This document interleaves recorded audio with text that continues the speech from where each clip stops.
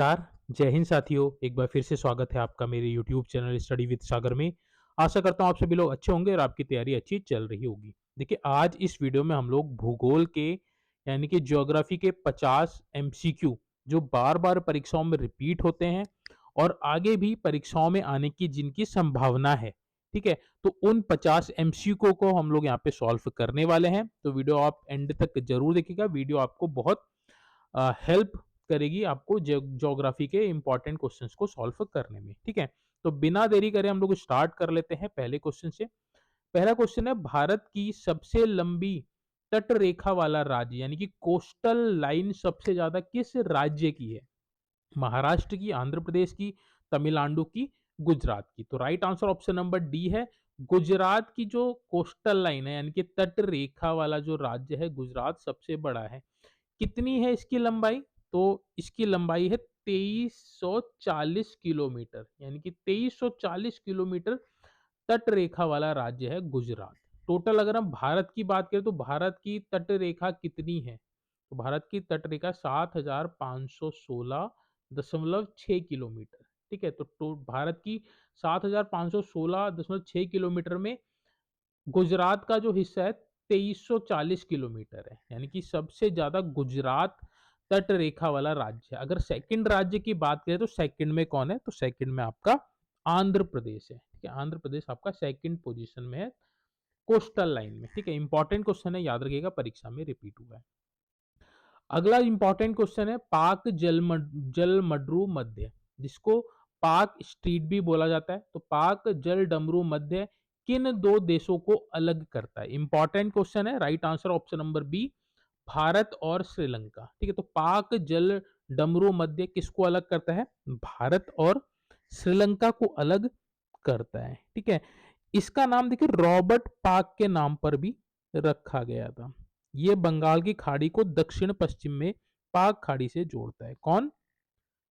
पाक जलडमरू मध्य, ठीक है? तो भारत और श्रीलंका के मध्य है ये, आपका इंपॉर्टेंट है, याद रखिएगा। क्वेश्चन नंबर थर्ड है आपका, गिर राष्ट्रीय उद्यान किस राज्य में स्थित है और किसके लिए प्रसिद्ध है? इंपॉर्टेंट है। तो गिर नेशनल पार्क किस राज्य में स्थित है? तो ये आपका गुजरात में है और एशियाई शेरों के लिए प्रसिद्ध है। इंपॉर्टेंट है, याद रखिएगा। एशियाई शेर कहाँ पाए जाते हैं? गिर राष्ट्रीय उद्यान में अधिकतर ये पाए जाते हैं। ये जो गिर राष्ट्रीय उद्यान है, इसको राष्ट्रीय उद्यान का दर्जा कब मिला था?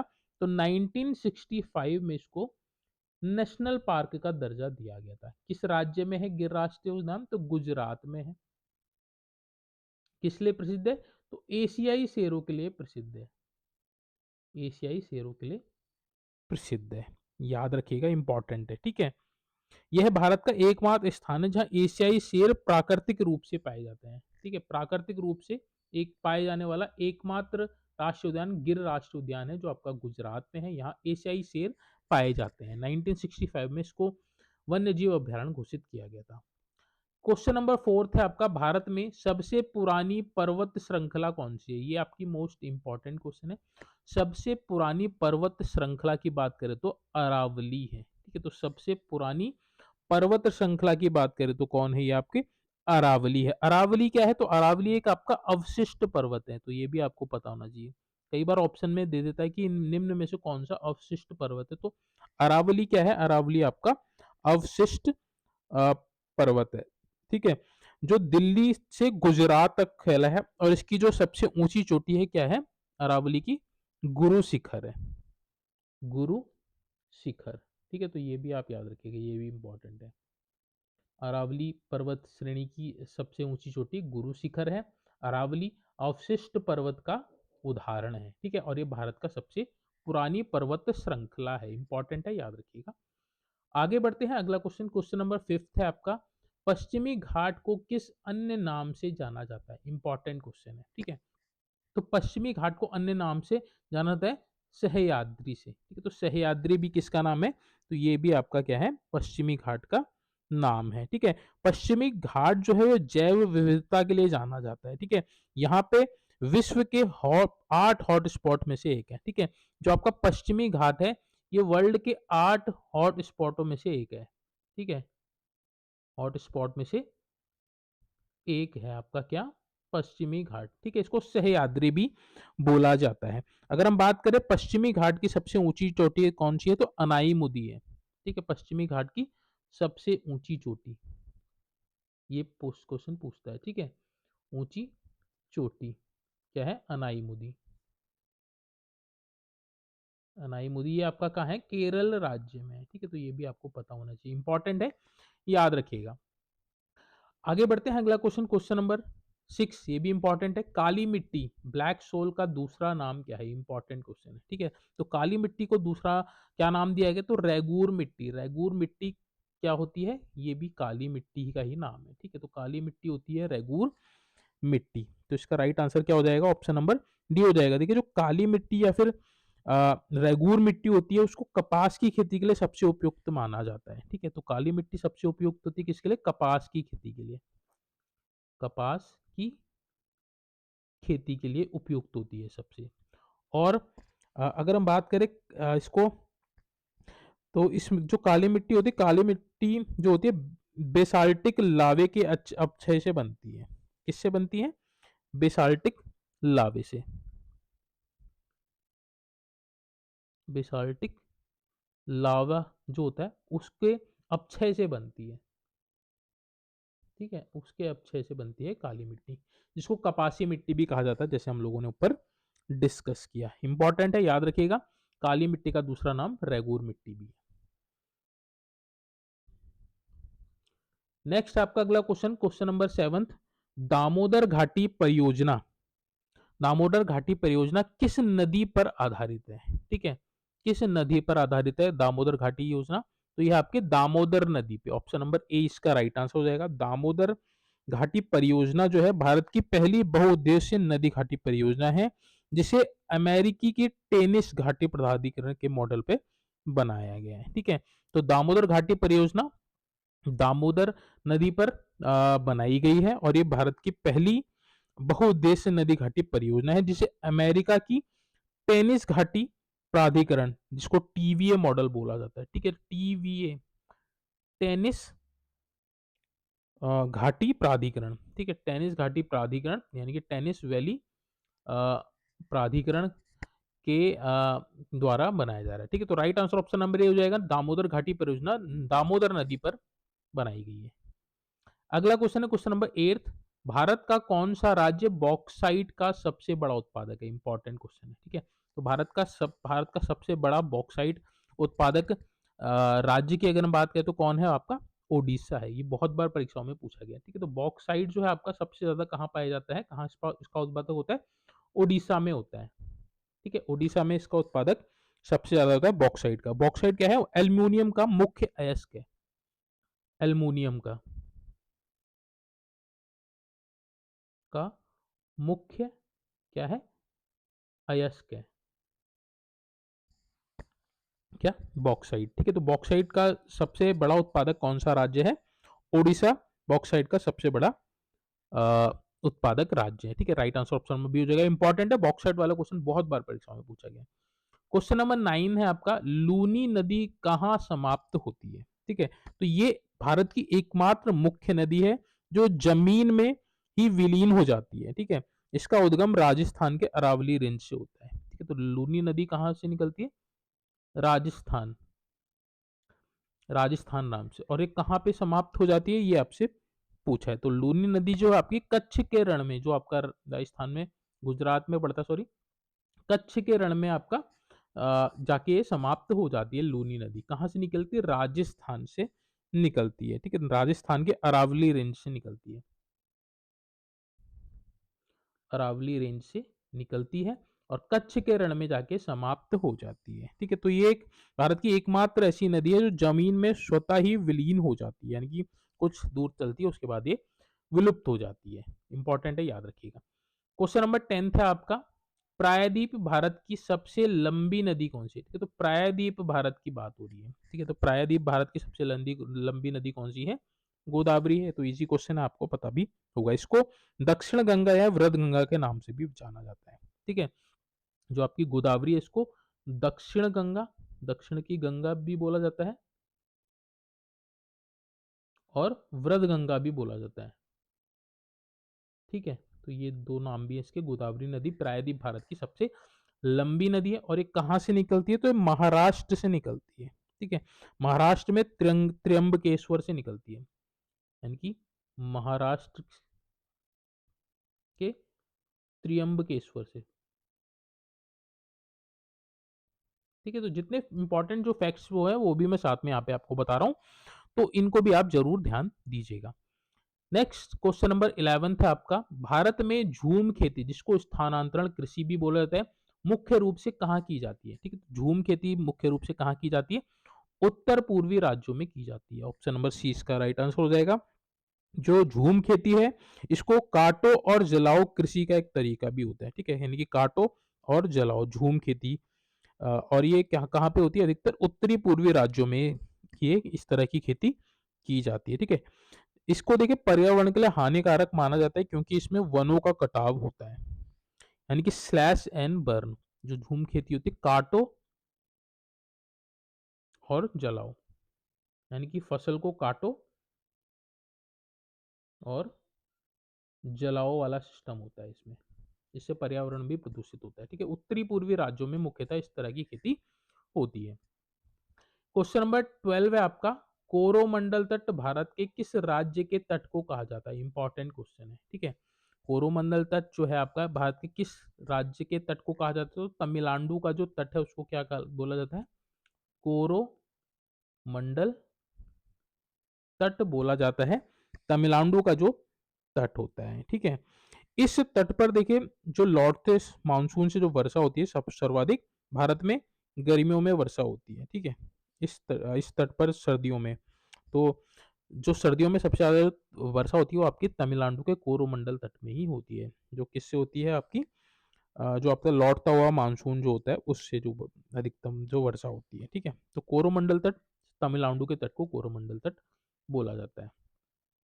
आगे बढ़ते हैं, अगला क्वेश्चन, क्वेश्चन नंबर 13 है आपका, भांगड़ा नागल परियोजना किस नदी पर निर्मित है। ठीक है, तो भांगड़ा नागल परियोजना किस नदी पे, इंपॉर्टेंट क्वेश्चन है, तो right answer option number B, Sutlej नदी पे आपका भांगड़ा भाखड़ा नागल परियोजना।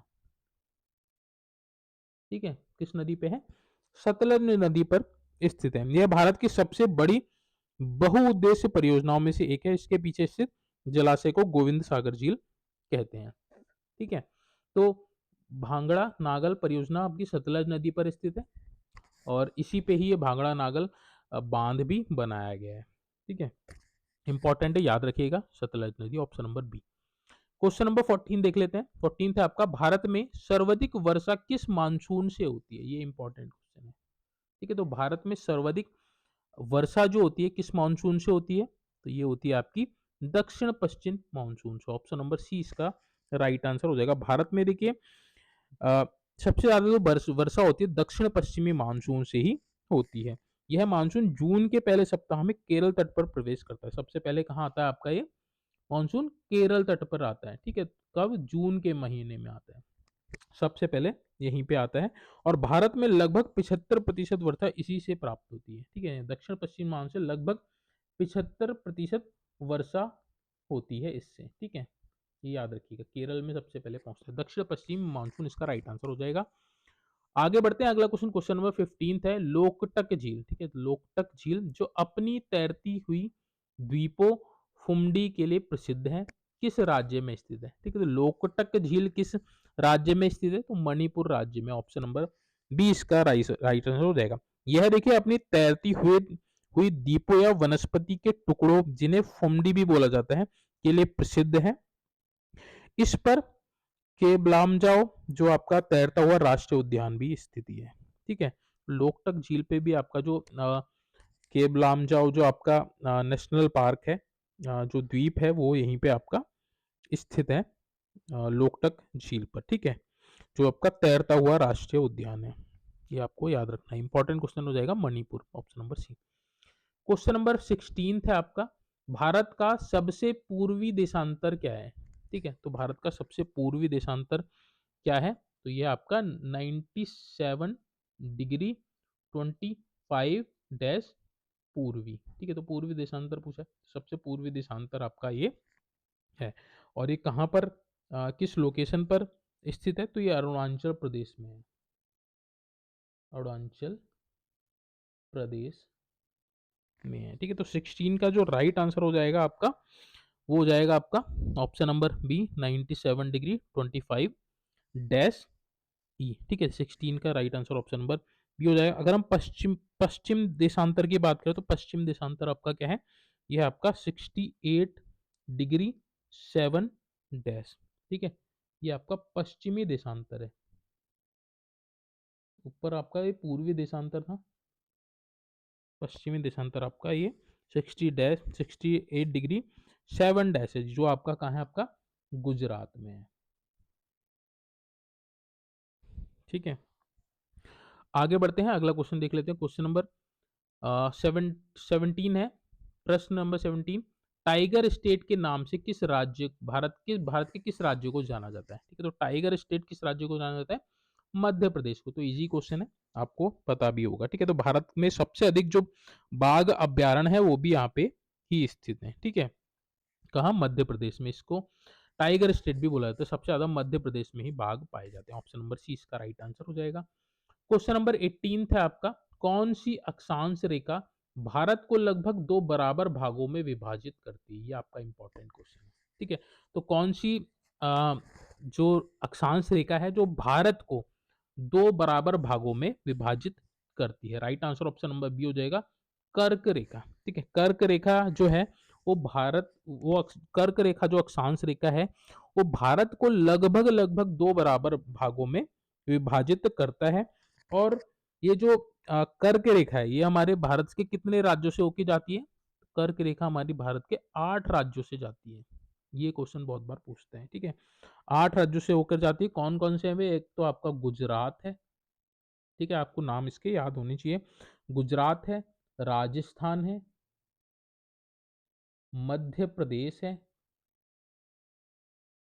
छत्तीसगढ़ है, झारखंड है, पश्चिम बंगाल है, त्रिपुरा है और मिजोरम है। त्रिपुरा और मिजोरम। ठीक है, 1 2 3 4 5 6 7 8, इन 8 राज्यों से कर्क रेखा होकर गुजरती है, जो भारत को लगभग लगभग दो बराबर भागों में विभाजित करती है। ठीक है, तो अगर क्वेश्चन में पूछेगा कि कौन सी अक्षांश रेखा भारत को लगभग दो बराबरों में विभाजित करती है, तो वो कौन सी रेखा है? वो आपकी कर्क रेखा है। ये भारत को लगभग दो बराबर भागों में विभाजित करती है। इसकी अक्षांश की स्थिति की अगर हम बात करें तो कितनी है? 23 डिग्री 30 डैश।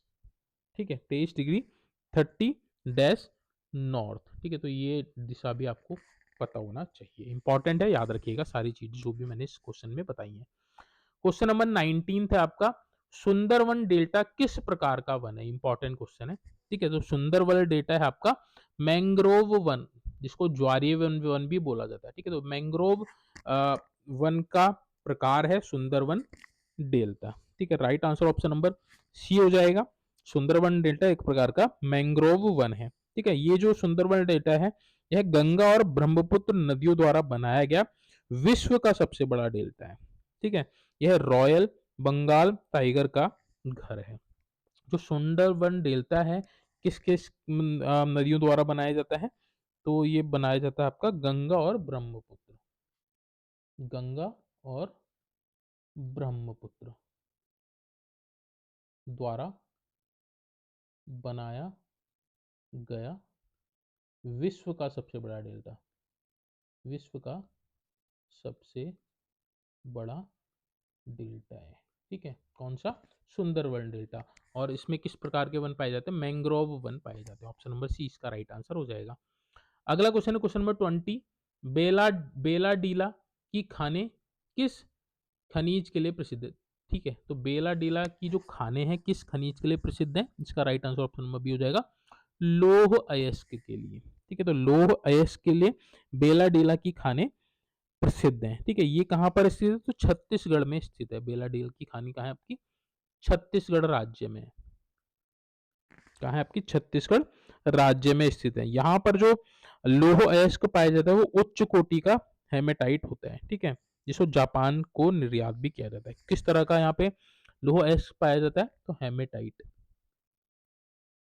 हेमेटाइट एक आपका किसका प्रकार है? लोहे का प्रकार है। इसको कहाँ निर्यात किया जाता है? तो जापान में इसको निर्यात किया जाता है। बेलाडेन की खान कहाँ आपकी? छत्तीसगढ़ में है। लोह अयस्क के लिए प्रसिद्ध है। आगे बढ़ते हैं, अगला क्वेश्चन, क्वेश्चन नंबर 21 है आपका। केंद्रीय शुष्क क्षेत्र अनुसंधान संस्थान CAZRI कहाँ स्थित है? ठीक है, तो केंद्रीय शुष्क क्षेत्र अनुसंधान संस्थान आपका कहाँ पर स्थित है? तो आपका जोधपुर राजस्थान में स्थित है। राइट आंसर इसका ऑप्शन नंबर सी हो जाएगा। यह शुष्क और अर्ध शुष्क क्षेत्रों में कृषि, वानिक और भूमि उपयोगों के मुद्दों पर अनुसंधान करता है। कहाँ है आपका? जोधपुर में है केंद्रीय शुष्क क्षेत्र अनुसंधान संस्थान। नेक्स्ट है अगला क्वेश्चन, क्वेश्चन नंबर 22। भारत में हरित क्रांति का जनक किसे कहा जाता है? ये आपका इंपॉर्टेंट क्वेश्चन है, कई बार आपने परीक्षाओं में देखा भी होगा, ठीक है। इसका जो right answer option number B हो जाएगा, MS स्वामीनाथन, ठीक है। तो हरित क्रांति का जनक किसको कहा जाता है भारत भारत में? तो कहा जाता है MS स्वामीनाथन को, ठीक है। भारत में हरित क्रांति का जनक माना जाता है। हरित क्रांति जो थी 1960 के दशक में शुरू हुई थी। कब शुरू हुई थी? 1960 के दशक में शुरू हुई थी ये, क्या? हरित क्रांति, ठीक है। तो भारत में हरित क्रांति का जनक किसे कहा जाता है? MS स्वामीनाथन को कहा जाता है, ठीक है। इसका देखिए हरित क्रांति का जो मुख्य उद्देश्य था गेहूं और चावल के उत्पादन को बढ़ाना था। किसको? मेन जो इसका जो था वो आपका गेहूं और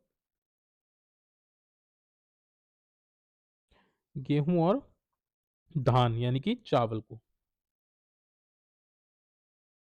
का उत्पादन बढ़ाना मुख्य उद्देश्य था इसका, ठीक है। तो कौन है भारत में हरित क्रांति के जनक? MS Swaminathan. Option number B इसका राइट आंसर हो जाएगा।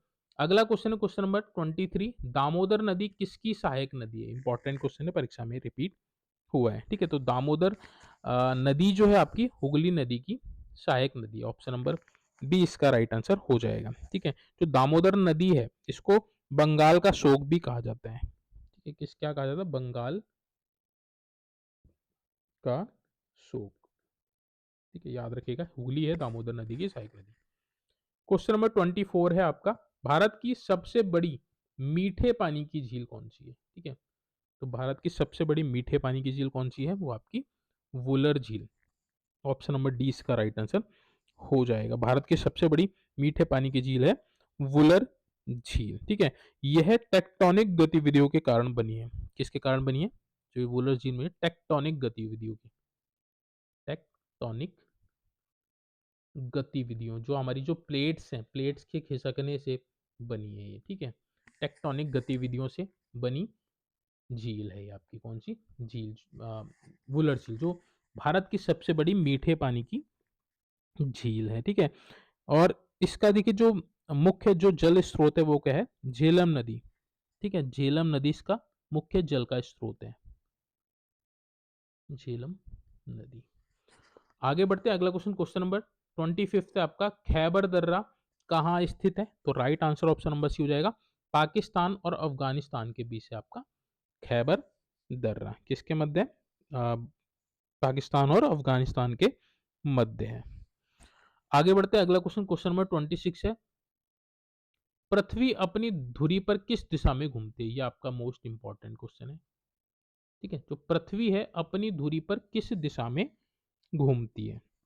ठीक है, 26 का right answer option number B हो जाएगा, पश्चिम से पूर्व की ओर, ठीक है। तो पृथ्वी जो है अपनी धुरी पे पश्चिम से पूर्व की ओर घूमती है, ठीक है। इस डायरेक्शन में आपकी ये घूमती है, पश्चिम से पूर्व की ओर घूमती है पृथ्वी अपनी धुरी पे, ठीक है। तो 26 का right answer option number B हो जाएगा।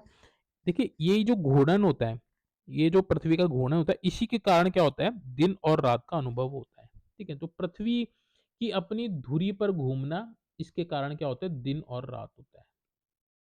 ये भी क्वेश्चन पूछता है, ठीक है। तो दिन और रात किसके कारण होते हैं? पृथ्वी के अपनी धुरी पर घूमने के कारण क्या होते हैं? दिन और रात होते हैं। पृथ्वी को एक पूरा घूर्णन करने में कितना टाइम लगता है? तो 24 घंटे लगते हैं। 24 घंटे एक अपनी धुरी में एक घूर्णन के। ठीक है, तो ये भी आप याद रखिएगा। आगे बढ़ते हैं, अगला क्वेश्चन, क्वेश्चन नंबर 27 है, अंतरराष्ट्रीय तिथि रेखा जिसको इंटरनेशनल डेट लाइन भी बोला जाता है, लगभग किस देशांतर पर स्थित है? ये इंपॉर्टेंट क्वेश्चन है। ठीक है, तो अंतरराष्ट्रीय तिथि रेखा जो है वो आपकी किस लगभग किस देशांतर पर स्थित है? तो right answer option number C हो जाएगा। सॉरी, इसका जो राइट आंसर हो जाएगा वो हो जाएगा आपका 180 डिग्री देशांतर पर स्थित है। कहाँ पर? 180 डिग्री होना चाहिए, 180 डिग्री देशांतर पर स्थित है। ठीक है, तो right answer option number C हो जाएगा। अंतरराष्ट्रीय तिथि रेखा जो है आपकी 180 डिग्री देशांतर पर स्थित है। ठीक है, इस रेखा को पार करने पर देखिए कैलेंडर की तारीख बदल जाती है। यह रेखा सीधी ना होकर समुद्र में कई स्थानों पर मोड़ी गई है ताकि भू भागों को विभाजित ना कर सके। ठीक है, तो अंतरराष्ट्रीय तिथि रेखा 180 डिग्री देशांतर है। आगे बढ़ते हैं, अगला क्वेश्चन, क्वेश्चन नंबर 28 है आपका, विश्व का सबसे बड़ा महासागर कौन सा है? ये इंपॉर्टेंट है, इजी भी है बट परीक्षाओं में पूछता है। ठीक है, right answer option number C हो जाएगा प्रशांत महासागर। प्रशांत महासागर जो है आपका विश्व का सबसे बड़ा महासागर है। ठीक है, यह पृथ्वी की सतह से के लगभग एक तिहाई हिस्से को कवर करता है, यानी कि पृथ्वी की जो सतह है उसको एक तिहाई ये अकेला कवर करता है। ठीक है, तो आप हिसाब लगा सकते हैं कितना बड़ा इसका क्षेत्रफल होगा। ठीक है, इसका देखिए जो सबसे गहरा बिंदु है वो आपका मेरियाना गर्त है। ठीक है, प्रशांत महासागर का सबसे गहरा बिंदु कौन सा है? सबसे गहरा बिंदु मारियाना गर्त। ठीक है, तो ये भी आप याद रखिएगा, सबसे बड़ा महासागर आपका प्रशांत महासागर होगा, option number C. Question number 29 है, वायुमंडल की सबसे निचली परत कौन सी है? इंपॉर्टेंट क्वेश्चन है, परीक्षाओं में बहुत बार रिपीट होता है। ठीक है, तो अगर हम बात करें वायुमंडल की सबसे निचली परत होती है आपकी शोभ मंडल, ऑप्शन नंबर सी इसका राइट आंसर हो जाएगा। शोभ मंडल आपकी वायुमंडल की सबसे निचली परत होती है। ठीक, इसमें देखिए जो आपकी मौसम संबंधी घटनाएं होती हैं, जैसे बादल हो गया, बादल का बनना, वर्षा हो गया। ठीक है, बादल हो गया, वर्षा हो गया, तूफान हो गया, जो मौसम संबंधी जो भी घटनाएं होती है आपके सौर मंडल में ही होती है, मौसम संबंधी घटनाएं। ठीक है, तो ये आप याद रखिएगा, मौसम संबंधी घटनाएं जो होती हैं आपकी सौर मंडल में होती है, जो भारत की सबसे सॉरी भारत की वायुमंडल की सबसे निचली परत होती है। ठीक है, इसकी जो हाइट होती है वो भूमध्य रेखा पर कितनी होती है? 18 किलोमीटर होती है भूमध्य रेखा पर, यानी कि भूमध्य रेखा पर ऊपर तक ये 18 किलोमीटर होती है। ठीक है, अगर हम बात करें ध्रुवों पर, ध्रुवों पर ये जो सौरमंडल होती है वो धरातल से 8 किलोमीटर ऊपर तक होती है। ठीक है, तो ये भी आप याद रखिएगा, इंपॉर्टेंट क्वेश्चन है, याद रखिएगा, सबसे नीची परत आपकी सौरमंडल होगी। नेक्स्ट आपका क्वेश्चन नंबर 30, ज्वालामुखी विस्फोट से निकलने वाली सबसे प्रचुर गैस कौन सी है? ठीक है, सबसे अधिक मात्रा में ज्वालामुखी विस्फोट जब होता है तो सबसे अधिक मात्रा में कौन सी गैस निकलती है? वो आपका जल वाष्प निकलता है। इंपॉर्टेंट क्वेश्चन याद रखिएगा, इसको वाटर वेपोर भी बोला जाता है। ठीक है, जब कभी ज्वालामुखी विस्फोट होता है तो सबसे ज्यादा उसमें जल वाष्प ही निकलता है। ठीक है, इसके बाद कार्बन डाइऑक्साइड और सल्फर डाइऑक्साइड निकलते हैं। ठीक है, तो सबसे ज्यादा आपका जल वाष्प होता है, उसके बाद आपका क्या होता है? कार्बन डाइऑक्साइड होता है, उसके बाद आपका सल्फर डाइऑक्साइड होता है। ठीक है, तो ये आप याद रखिएगा। आगे बढ़ते हैं, अगला क्वेश्चन, क्वेश्चन नंबर 30 है आपका, अमेजोन नदी, अमेजन नदी किस महाद्वीप में बहती है? ये इंपॉर्टेंट क्वेश्चन है। ठीक है, अमेजन नदी आपकी दक्षिण अमेरिका महाद्वीप में बहती है। इंपॉर्टेंट क्वेश्चन है, याद रखिएगा, अमेजन नदी दक्षिण अमेरिका महाद्वीप में बहती है। यह जल आयतन के हिसाब से विश्व की सबसे बड़ी नदी है। ठीक है, अमेजन नदी जल आयतन के हिसाब से विश्व की सबसे बड़ी नदी है, सबसे बड़ी। ठीक है, लंबाई की बात करें तो नील नदी है, अगर हम पानी के आयतन के हिसाब से बात करें तो अमेजन नदी विश्व की सबसे बड़ी नदी है। ऑप्शन नंबर डी इसका राइट आंसर हो जाएगा। ठीक है, आगे बढ़ते हैं, अगला क्वेश्चन देखते हैं। क्वेश्चन नंबर 32 है आपका, भूमध्य सागर को अटलांटिक महासागर से कौन सी जल संधि जोड़ती है? ठीक है, तो भूमध्य सागर को अटलांटिक महासागर से जोड़ने वाली जल संधि कौन सी है? तो यह आपकी जिब्राल्टर जल संधि। ठीक है, जिब्राल्टर जल संधि किस किस को जोड़ती है? तो भूमध्य सागर को किससे जोड़ती है? अटलांटिक महासागर से।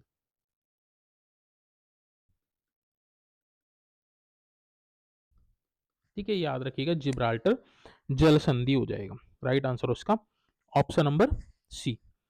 आगे बढ़ते हैं, अगला क्वेश्चन आपका, रोरिंग फोर्टिज किसे कहते हैं? ठीक है, तो ये इंपॉर्टेंट क्वेश्चन है। रोरिंग फोर्टिज को बोलते हैं। इसका जो right answer option number B हो जाएगा। ठीक है, इसका जो रोरिक फोर्टिज जो होती है वो दक्षिण अक्षांश के बीच चलने वाली तेज पछुआ पवनें होती है। ठीक है, तो ये दक्षिण अक्षांश के बीच चलने वाली तेज पछुआ पवन होती है क्या? Roaring forties. Right answer option number B हो जाएगा, रोरिंग फोर्टिज दक्षिण अक्षांश के बीच चलने वाली तेज पछुआ पवनें होती हैं। ठीक है, ये पवनें देखिए दक्षिणी गोलार्ध में समुद्र के विशाल विस्तार के कारण बहुत तेजी से चलती हैं। Right answer option number B हो जाएगा, रोरिंग फोर्टिज बोलते हैं दक्षिण अक्षांश के बीच चलने वाली तेज पछुआ पवनें। आगे बढ़ते हैं, अगला क्वेश्चन, क्वेश्चन नंबर 34 है आपका, चक्रवात को अमेरिका में किस नाम से जाना जाता है? इंपॉर्टेंट क्वेश्चन है। ठीक है, तो चक्रवात होता है जिसको साइक्लोन बोला जाता है, तो इसको अमेरिका में किस नाम से जाना जाता है? अमेरिका में इसको हरिकेन नाम से जाना जाता है। हरिकेन क्या है? आपका चक्रवात है जिसको अ, चक्रवात को अमेरिका में हरिकेन बोला जाता है। ठीक है, 34 का right answer option number C हो जाएगा, चक्रवात को अमेरिका में हरिकेन नाम से जाना जाता है। इन्हीं इन्हें पश्चिमी प्रशांत में टाइफून और ऑस्ट्रेलिया में विली विली कहा जाता है। ठीक है, और विली विली इसमें कहाँ कहा जाता है? ऑस्ट्रेलिया में कहा जाता है साइक्लोन को। ठीक है, और टाइफून कहा जाता है? टाइफून कहा जाता है पश्चिमी प्रशांत में। पश्चिमी प्रशांत में टाइफून कहा जाता है। ठीक है, यहाँ अमेरिका में पूछा तो हरिकेन बोला जाता है। ऑप्शन नंबर सी इसका राइट आंसर हो जाएगा। आगे बढ़ते हैं, अगला क्वेश्चन, क्वेश्चन नंबर 35 है आपका, पृथ्वी की बाहरी परत को क्या कहते हैं? इंपॉर्टेंट क्वेश्चन है। ठीक है, तो पृथ्वी की जो सबसे बाहरी परत होती है उसको क्रस्ट बोला जाता है। ऑप्शन नंबर सी इसका राइट आंसर हो जाएगा। ठीक है, पृथ्वी की जो सबसे बाहरी परत होती है वो उसको क्रस्ट बोला जाता है। क्रस्ट के नीचे क्या होती है? यानी कि देखिए सबसे बाहरी जो परत होगी वो आपकी क्रस्ट होगी। उसके बाद क्या होती है? क्रस्ट के बाद आपकी जो पृथ्वी की जो परत होती है वो होती है आपकी मेंटल। ठीक है, उसको क्या बोलते हैं? मेंटल बोला जाता है। और सबसे अंदर वाली क्या होती है? सबसे अंदर वाली होती है आपकी क्रोड। ठीक है, यानी जैसे आपकी पृथ्वी है तो ये तो आपका क्रस्ट हो गया, क्रस्ट के आपका अंदर मेटल हो गया, मेंटल के अंदर आपका क्रोड, सबसे अंदर वाली आपकी क्रोड होती है। ठीक है, तो यहाँ आपसे सबसे बाहरी परत पूछे तो क्रस्ट हो जाएगा, ऑप्शन नंबर सी। नेक्स्ट आपका क्वेश्चन नंबर 36, विश्व की सबसे ऊंची नौगम्य झील, हाईएस्ट नेविगेबल लेक कौन सी है? ठीक है, तो विश्व की सबसे ऊंची नौगम्य झील कौन सी है? तो ये आपकी टीटीकाका झील। ऑप्शन नंबर सी इसका राइट आंसर हो जाएगा, टीटीकाका झील विश्व की सबसे हाईएस्ट नेविगेबल लेक है। ठीक है, तो right answer option number C हो जाएगा, विश्व की सबसे ऊंची नौगम्य झील टीटीकाका झील है। ठीक है, यह पेरू और बोलीविया की सीमा पर एंडीज पर्वत में स्थित है। ठीक है, टीटीकाका झील कहाँ है? एंडीज पर्वत में स्थित है। ठीक है, और ये विश्व की सबसे हाईएस्ट नेविगेबल लेक है। ऑप्शन नंबर सी इसका राइट आंसर हो जाएगा। क्वेश्चन नंबर 37 है आपका, एशिया की सबसे लंबी नदी कौन सी है? ठीक है, एशिया की पूछा है, एशिया की सबसे लंबी नदी कौन सी है? यांग तीसी क्यांग। ठीक है, यांग तीसी क्यांग आपकी सबसे लंबी नदी है एशिया की। ठीक है, ये पूरी तरह से चीन में बहती है और विश्व की तीसरी सबसे लंबी नदी है।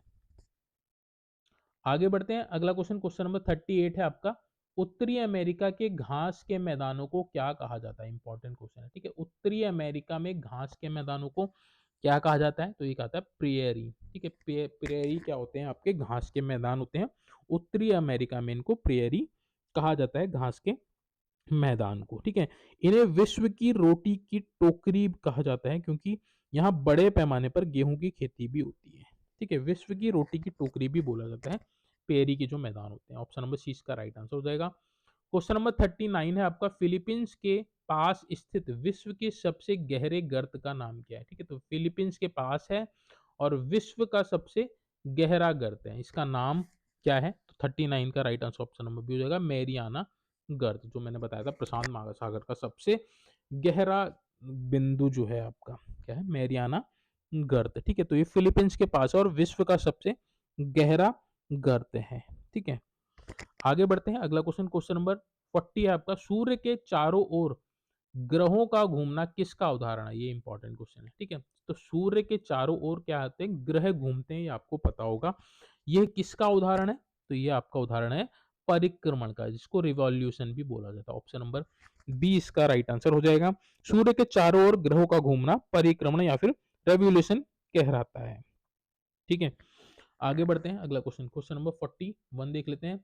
विश्व का सबसे बड़ा डेल्टा कौन सा है? ठीक है, तो विश्व का सबसे बड़ा डेल्टा कौन सा है? तो सुंदरबन डेल्टा है, जो हमने अभी डिस्कस भी किया था। ऑप्शन नंबर सी इसका राइट आंसर हो जाएगा, गंगा और ब्रह्मपुत्र नदी से बनता है। नेक्स्ट आपका 42, ओजोन दिवस कब मनाया जाता है? इंपॉर्टेंट क्वेश्चन है, आपको पता भी होगा। ओजोन दिवस मनाया जाता है आपका 16 सितंबर को। आगे बढ़ते हैं, अगला क्वेश्चन, क्वेश्चन नंबर 43 है, मरुस्थल में उगने वाले पौधे को क्या कहते हैं? ये इंपॉर्टेंट क्वेश्चन है। ठीक है, तो डिजर्ट या फिर मरुस्थल जो होते हैं, वहां पे जो पौधे उगते हैं, उन पौधों को क्या बोला जाता है? तो उनको बोला जाता है जेराफाइटस। ठीक है, जेराफाइटस बोला जाता है, जो मरुस्थल में पौधे उगलते हैं। कहाँ? मरुस्थल में उगने वाले पौधे। ठीक है, क्या बोला जाता है?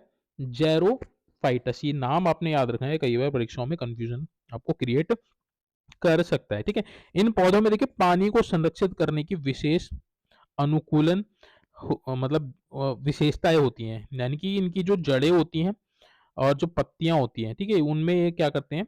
पानी को संरक्षित करके रख सकते हैं, इसलिए वहां पे उग सकते हैं। ठीक है, तो मरुस्थल में उगने वाले पौधे जेरोफाइटस बोला जाता है।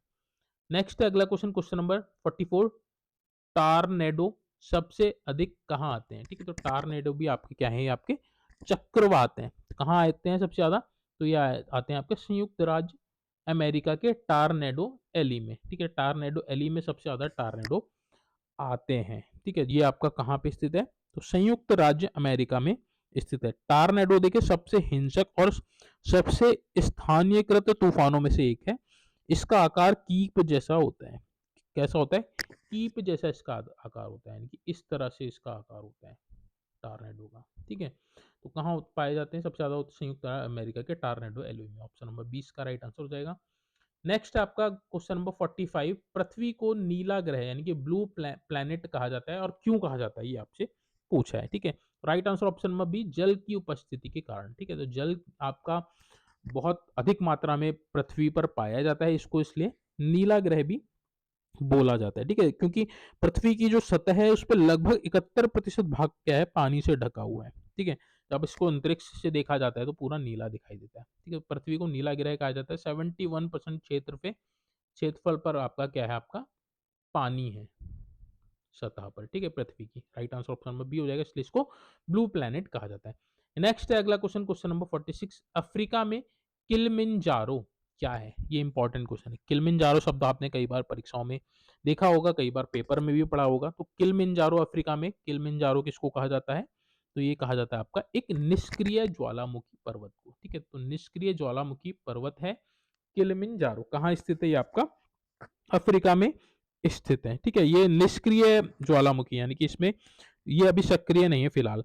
यह अफ्रीका का सबसे ऊंचा पर्वत है और तंजानिया में स्थित है। यह 3 शंकुओं से बना हुआ है। ठीक है, किससे? 3 शंकुओं से बना हुआ है। Right answer option number B D हो जाएगा, एक निष्क्रिय ज्वालामुखी पर्वत है। नेक्स्ट है अगला क्वेश्चन, क्वेश्चन नंबर 47, स्वेज नहर किन 2 सागरों को जोड़ती है? ठीक है, ये इंपॉर्टेंट क्वेश्चन है, बहुत बार परीक्षाओं में पूछा गया है। ठीक है, 47 का right answer option number B हो जाएगा, भूमध्य सागर को लाल सागर से जोड़ती है स्वेज नहर। ठीक है, कई बार पूछता है कि भूमध्य सागर और लाल सागर के मध्य कौन सी नहर है? तो कौन सी नहर है? स्वेज नहर। या फिर पूछेगा कि स्वेज नहर किन 2 सागरों को जोड़ती है? तो भूमध्य सागर और लाल सागर को जोड़ती है। ठीक है, यह मानव निर्मित नहर यूरोप और एशिया के बीच की दूरी को बहुत कम कर देती है, यानी कि स्वेज नहर से यूरोप और एशिया के बीच की जो दूरी है वो भी कम हो जाती है, ठीक है। जैसे जहाज को अफ्रीका का चक्कर नहीं लगाना पड़ता, यानी कि घूम के नहीं जाना पड़ता है। तो एशिया और आपका यूरोप के मध्य ये आपकी स्वेज नहर यात्रा को कम कर देती है। इंपॉर्टेंट है, याद रखिए स्वेज नहर किन दो सागरों को जोड़ती है, तो भूमध्य सागर और लाल सागर को जोड़ती है। लास्ट नहीं, अगला क्वेश्चन आपका 48, यूरोप की सबसे लंबी नदी कौन सी है? ठीक है, तो यूरोप की बात हो रही है। यूरोप की सबसे लंबी नदी कौन सी है? तो वोल्गा नदी यूरोप की सबसे लंबी नदी। ऑप्शन नंबर सी इसका राइट आंसर हो जाएगा। नेक्स्ट है आपका अगला क्वेश्चन, क्वेश्चन नंबर 49, भूकंप की तीव्रता मापने के लिए किस यंत्र का उपयोग किया जाता है? इंपॉर्टेंट क्वेश्चन है और इजी भी है, आपने परीक्षाओं में कई बार ये देखा भी होगा। सिस्मोग्राफ, ठीक है, तो सिस्मोग्राफ एक यंत्र है जिसमें भूकंप की तीव्रता को मापा जाता है। किसमें, किससे? सिस्मोग्राफ से, ठीक है। तो सिस्मोग्राफ से क्या होता है? भूकंप की तीव्रता को मापा जाता है। भूकंप की तीव्रता किस स्केल में मापी जाती है? ठीक है, स्केल अगर पूछें तो क्या स्केल है? ये आपका रिएक्टर में, ठीक है, रिएक्टर में मापी जाती है। ये इसका स्केल है भूकंप की तीव्रता मापने का। स्केल क्या है आपका? रिएक्टर स्केल, ठीक है। लास्ट और अंतिम क्वेश्चन है इस लेक्चर का। सूर्य प्रकाश सूर्य का प्रकाश पृथ्वी तक पहुंचने में लगभग कितना समय लेता है? इंपॉर्टेंट क्वेश्चन है, इजी है, बट परीक्षाओं में कंफ्यूजन हो जाता है कई बार, ठीक है, इसलिए देखना जरूरी है। तो सूर्य का जो प्रकाश है उसको पृथ्वी में पहुंचने में कितना समय लगता है? तो ये लगता है 8 मिनट 20 सेकंड, ठीक है। 8 मिनट 20 सेकंड में सूर्य का प्रकाश पृथ्वी पर पहुंच जाता है, ठीक है। सूर्य का जो प्रकाश होता है और ये पृथ्वी है, ठीक है, ये आपका सूर्य हो गया। पृथ्वी तक पहुंचने में कितना समय लग रहा है? इसको 8 मिनट 20 सेकंड लगता है। इसकी जो सूर्य का ये आपका जो प्रकाश की जो चाल होती है, ठीक है, प्रकाश की चाल कितनी होती है? तो ये होती है 3 × 10⁸ मीटर पर सेकंड। ये भी आपको याद रखना, प्रकाश की चाल 3 × 10⁸ मीटर पर सेकंड होती है। और सूर्य का जो प्रकाश होता है पृथ्वी पर आने में कितना टाइम लेता है? 8 मिनट 20 सेकंड लेता है। Right answer option number C हो जाएगा, ठीक है। तो ये थे देखिए इंपॉर्टेंट 50 एमसीक्यू ज्योग्राफी के जो हम लोगों ने यहाँ पे डिस्कस किए। होप सो आपको ये क्लास अच्छी लगी होगी। अगर आपको क्लास अच्छी लगी तो प्लीज़ कमेंट बॉक्स में मेंशन जरूर कीजिएगा, और किस टॉपिक पे आपको नेक्स्ट वीडियो चाहिए तो उसको भी आप ज़रूर लिख दीजिएगा, ठीक है। बाकी अगर आपको वीडियो अच्छी लगी तो प्लीज़ वीडियो को लाइक ज़रूर कर दीजिएगा, जिससे मेरे को पता चलेगा कि हाँ आपको वीडियो अच्छी लगी है। रिक्वेस्ट करूँगा कि प्लीज़ अगर आपने चैनल सब्सक्राइब नहीं किया है तो आप चैनल को सब्सक्राइब ज़रूर कर लीजिएगा, ताकि इस तरह की इंपॉर्टेंट वीडियो आपको मिल सके। साथ में आप वीडियो को शेयर भी कर सकते हैं, चैनल को शेयर भी कर सकते हैं, ताकि और भी बच्चे चैनल से जुड़ सकें। चलिए आज की जो वीडियोस को यहीं पे हम एंड करते हैं। Thank you so much watching this video.